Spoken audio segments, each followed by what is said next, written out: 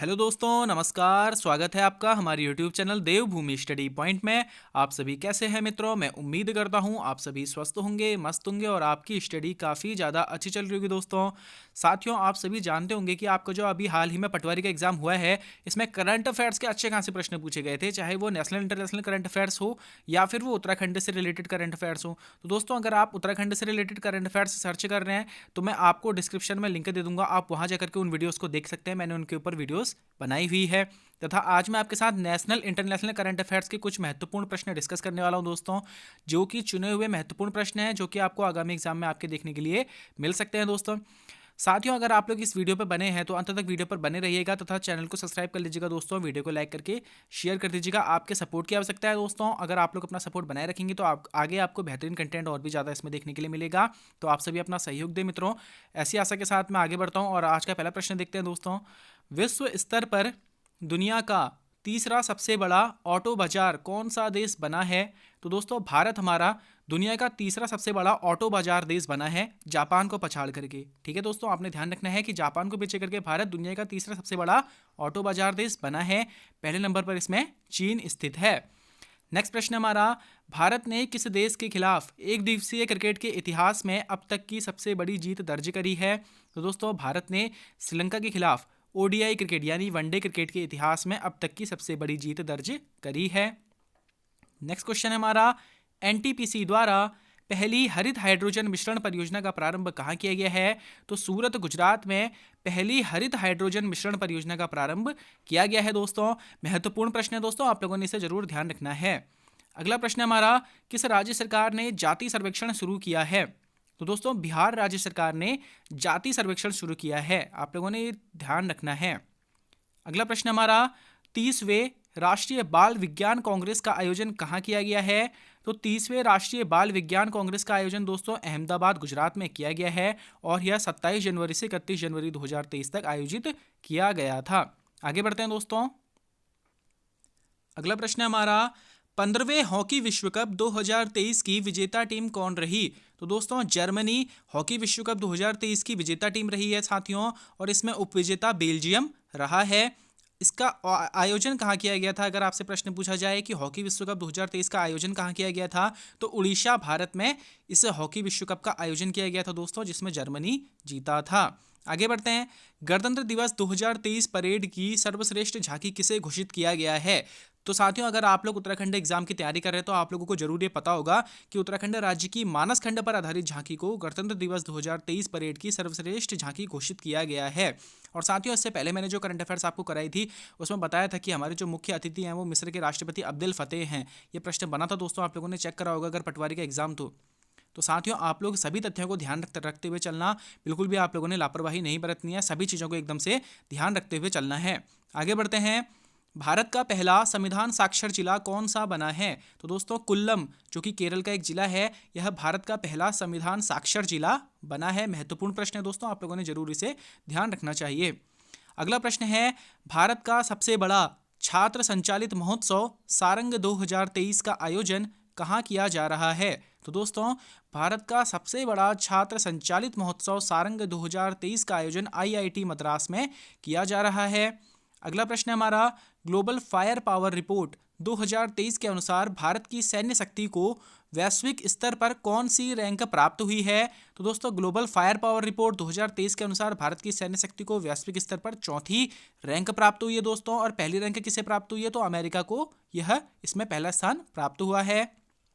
अगला प्रश्न हमारा, दक्षिण अफ्रीका में आयोजित अंडर 19 महिला टी20 विश्व कप 2023 की विजेता टीम कौन सी है? तो दोस्तों, हमारे भारत ने दक्षिण अफ्रीका में आयोजित अंडर 19 महिला टी20 विश्व कप 2023 जीता है।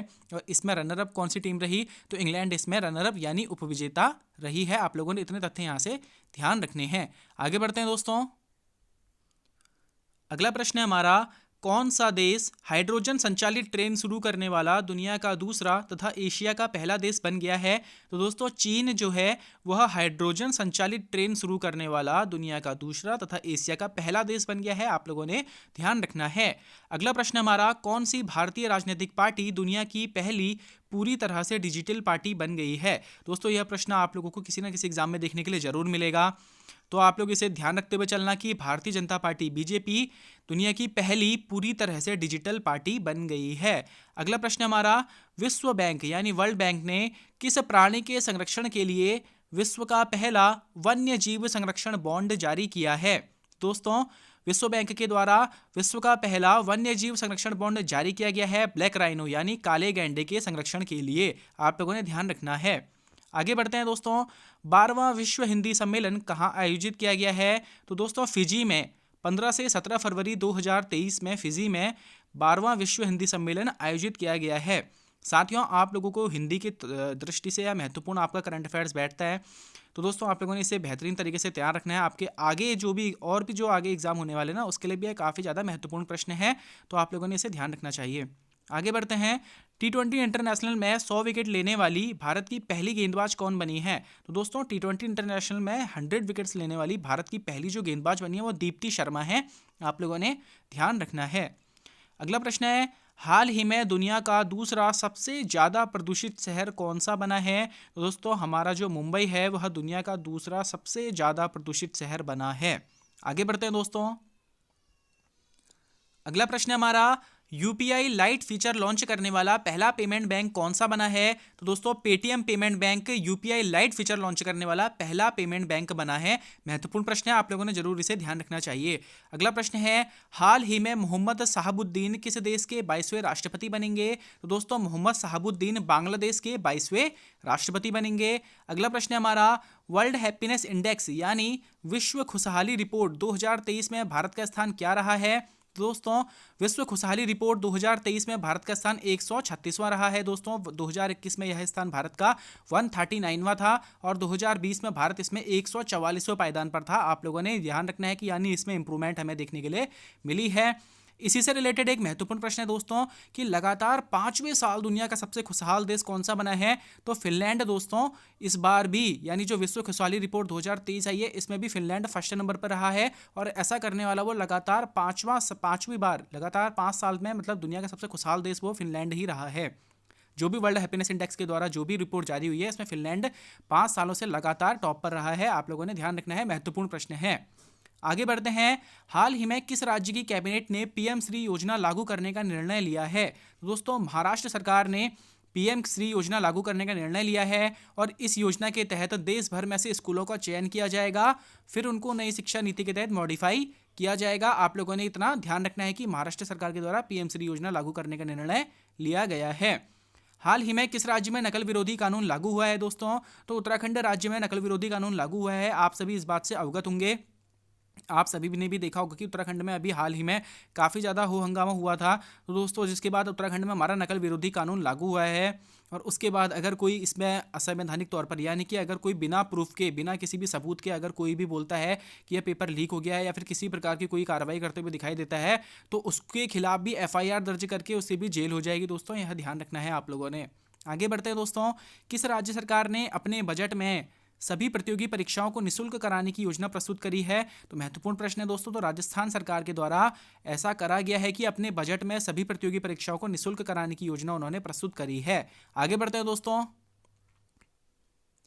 हाल ही में प्रधानमंत्री नरेंद्र मोदी ने कहाँ 2 नई वंदे भारत ट्रेनों को हरी झंडी दिखाई है? तो दोस्तों मुंबई महाराष्ट्र में प्रधानमंत्री मोदी जी के द्वारा 2 नई वंदे भारत ट्रेनों को हरी झंडी दिखाई गई है। अगला प्रश्न है हमारा, हाल ही में कहाँ भारत में पहली बार लिथियम भंडार मिले हैं? तो दोस्तों भारत में पहली बार लिथियम के भंडार जम्मू कश्मीर से हमें प्राप्त हुए हैं।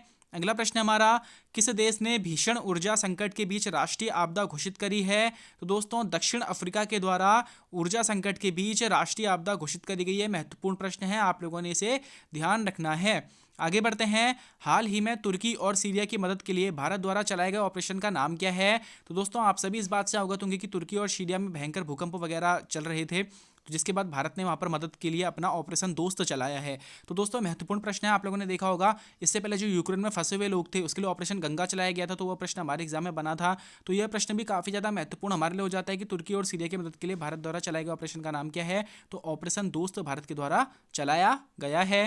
अगला प्रश्न है हमारा, हाल ही में दुग्ध उत्पादन में विश्व का नंबर 1 देश कौन सा बना है? तो भारत देश हमारा दोस्तों दूध के उत्पादन में विश्व का नंबर 1 देश बन गया है।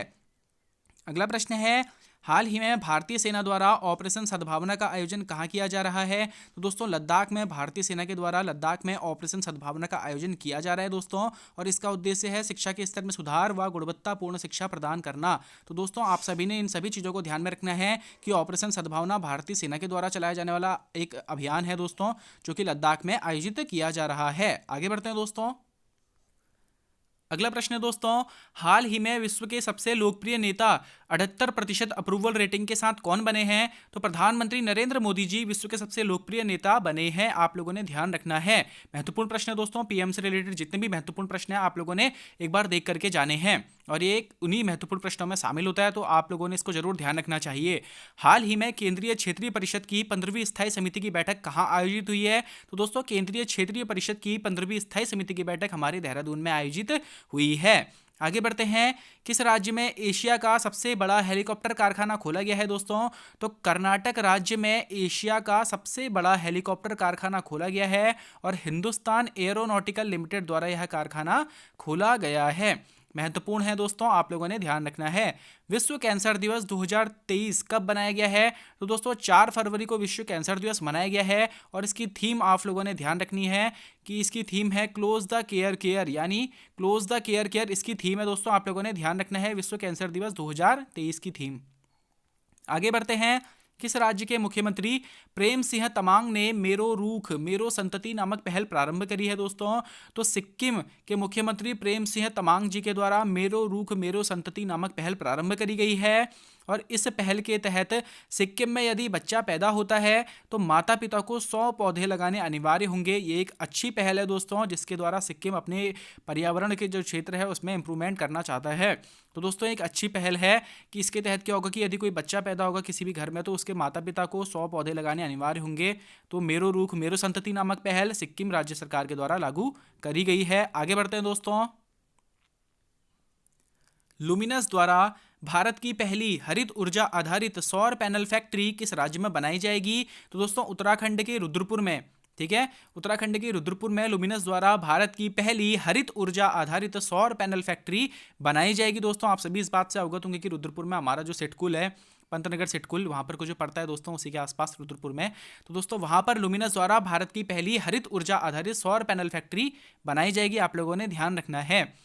किस राज्य के मुख्यमंत्री ने 2025 तक राज्य को नशा मुक्त करने की घोषणा करी है? तो उत्तराखंड राज्य के मुख्यमंत्री पुष्कर सिंह धामी जी के द्वारा 2025 तक राज्य को नशा मुक्त करने की घोषणा करी गई है। अगला प्रश्न है हमारा, पूर्व प्रधानमंत्री मनमोहन सिंह जी को किस देश के द्वारा लाइफ टाइम अचीवमेंट ऑनर से सम्मानित किया गया है? तो यूनाइटेड किंगडम ब्रिटेन के द्वारा पूर्व प्रधानमंत्री मनमोहन सिंह जी को लाइफ टाइम अचीवमेंट ऑनर से सम्मानित किया गया है। अगला प्रश्न है दोस्तों, महत्वपूर्ण प्रश्न है, आंध्र प्रदेश ने अपनी नई राजधानी किसे घोषित किया है? तो दोस्तों विशाखापत्तनम को आंध्र प्रदेश ने अपनी नई राजधानी घोषित किया है। इससे पहले आंध्र प्रदेश सरकार ने 23 अप्रैल 2015 को अमरावती को अपनी राजधानी घोषित किया था। तो दोस्तों महत्वपूर्ण है, आप लोगों ने इसे जरूर ध्यान रखना चाहिए। अगला प्रश्न है हमारा, किस राज्य के मुख्यमंत्री शिवराज सिंह चौहान ने लाडली बहना योजना की घोषणा करी है? तो दोस्तों मध्य प्रदेश के मुख्यमंत्री शिवराज सिंह चौहान जी के द्वारा लाडली बहना योजना प्रारंभ करी गई है, और इस योजना के तहत हर वर्ग की बालिकाओं को मासिक यानी महीने के 1000 रुपये दिए जाएंगे। तो दोस्तों महत्वपूर्ण है, आप लोगों ने ध्यान रखना है। आगे बढ़ते हैं दोस्तों, हाल ही में भारत और जापान के बीच कौन सा संयुक्त अभ्यास 2023 संपन्न हुआ है? तो वीर गार्जियन 2023 ये संयुक्त अभ्यास दोस्तों भारत और जापान के बीच संपन्न हुआ है। आप लोगों ने ध्यान रखना है। अगला प्रश्न है, महत्वपूर्ण प्रश्न है दोस्तों, हाल ही में अंडमान निकोबार द्वीप समूह के कितने द्वीपों का नामकरण परमवीर विजेताओं के नाम पर किया गया है? दोस्तों अंडमान निकोबार द्वीप समूह के 21 द्वीपों का नामकरण परमवीर चक्र विजेताओं के नाम पर किया गया है दोस्तों, और इनमें कुमाऊं रेजिमेंट के 2 जाबाज सैन्य अफसरों के नाम भी शामिल हैं, जिसमें हमारे मेजर सोमनाथ शर्मा और मेजर शैतान सिंह शामिल हैं। तो दोस्तों महत्वपूर्ण प्रश्न है, आपने दोनों ही का नाम रखना है, याद रखना है दोस्तों कि मेजर सोमनाथ शर्मा जी और मेजर शैतान सिंह जी को यह परमवीर चक्र से सम्मानित किया गया था, और इन्हीं के नाम पर अब अंडमान निकोबार में द्वीप के नाम भी रखे गए हैं। आगे बढ़ते हैं दोस्तों। ग्लोबल फायर पावर इंडेक्स 2023 में भारत कौन से स्थान पर रहा है? तो ग्लोबल फायर पावर इंडेक्स 2023 में भारत चौथे स्थान पर रहा है दोस्तों, जबकि यूएसए यानी कि संयुक्त राज्य अमेरिका इसमें पहले स्थान पर रहा है।